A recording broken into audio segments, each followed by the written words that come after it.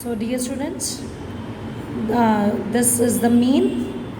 This is the mean of the first question. Sum of all the observations divided by total number of observation. So 28 by 10, 2.8. Now in the second part they are asking you about the median. So for median, as I told you that we have to follow the median in two steps. In the first step we have to arrange the observations in ascending order, that is increasing order. So I have arranged all the observations given in the question in increasing order. So increasing order or ascending order means smallest to the greatest. So 0, 1, 2, then 3 is coming for 4 times. So we'll write 3, 3, 3, 3. Then 4 is coming for 2 times, write down 4 2 times, then 5. Now, I told you for median we have two formulas. One, if the number of observations are even, and second, if the number of observations are odd. So as you can see, we'll count the number of observations. There are total 10 observations. 10. That means even number of observations are there. That means even number. And for even, we know the formula. Let us recall it.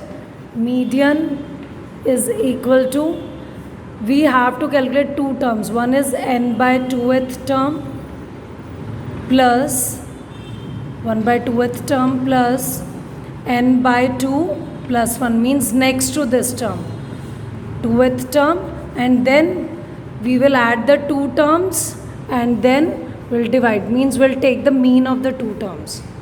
So as n is 10, we'll put it here. So we'll put it here. 10, we'll put 10 by 2th term plus 10 by 2 plus 1. 1th term divided by 2. So right in this way. Now we can cancel out 2 1s are 2, 2 5s are 2 1s are 2, 2 5s are. So this is 5th term. So I'll write 5th term plus 5 plus 1 is 6th term divided by 2. Now we should not add these two numbers. We have to take out 5th term and 6th term from the arranged ascending order of the terms. So let us see which term is at 5th place and which is at 6th place. So this is first term, second, third, 4th, 5th. This is 5th term and this is 6th. So what we have to do, we'll put 5th term and 6th term, that is here 3 plus 3 divided by 2. So 3 plus 3 is 6 by 2. So we'll get median as, therefore the median is, therefore the median is 3. So is it clear to you? Once again I'm repeating. First step, arrange the given observations in ascending order, that is in increasing order from smaller to greater.